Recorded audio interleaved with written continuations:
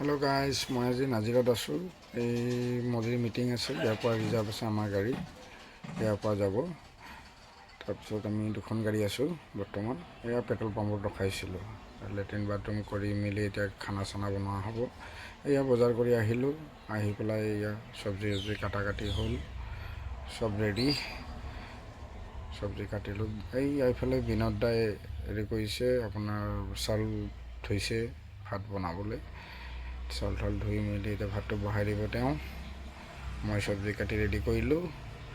তেওঁ ভাতটো বনোৱাৰ পিছতে আৰু মই লাগি দিম। এইখন মোৰ গাড়ী নহয়, এইখন আমাৰ লগৰ গাড়ীখন। মোৰ গাড়ীখন এতিয়া আহিব, আপুনি চাওক। এইখন মোৰ গাড়ীখন গোপাল কৃষ্ণ। এতিয়া তেওঁ ধুই মেলি আজৰি কৰিছে, মানে ৰেডি হৈছে, চব ধুই মেলি খতম।